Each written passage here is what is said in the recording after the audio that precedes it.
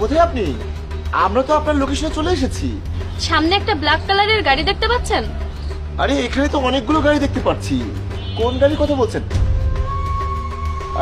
আচ্ছা, আপনি কি পিঙ্ক কালারের থ্রি পিস পরে আছেন? হ্যাঁ আমি ওটাই। এদিকে আসুন। হ্যাঁ হ্যাঁ, আসছি।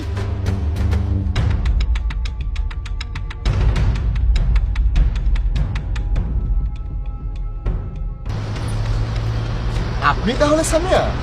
আপনার সাথে আমার বিয়ের কথা হচ্ছে? হ্যাঁ আমি সামিয়া। আচ্ছা, এখানে অ্যাড্রেস খুঁজে আসতে আপনাদের কোনো কষ্ট হয়নি তো? না না, কোনো সমস্যা হয়নি, কিন্তু আপনি এখানে এইভাবে গাড়ির কাছে?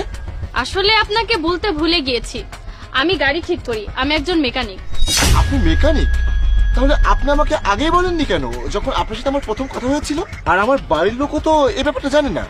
আসলে আমি বলছি স্যার, কিভাবে বা বলবে? আপনি এত বড় বিজনেসম্যান আর ও সামান্য একজন মেকানিক। আপনার সামনে দাঁড়ানোর যোগ্যতাই তো ওর নেই।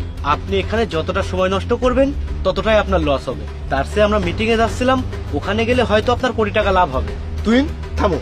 আমি কি তোমাকে পারমিশন দিয়েছি যার তার সাথে এভাবে অভদ্রভাবে কথা বলবে? তুমি কি আমার সেক্রেটারি নাকি বডিগার্ড যে তুমি এইভাবে কথা বলছো? আর তুমি তো ভালো করেই জানো যে এখানে আমি আমার বিয়ের ব্যাপারে কথা বলতে এসেছি, অতএব ভদ্রভাবে কথা বলো।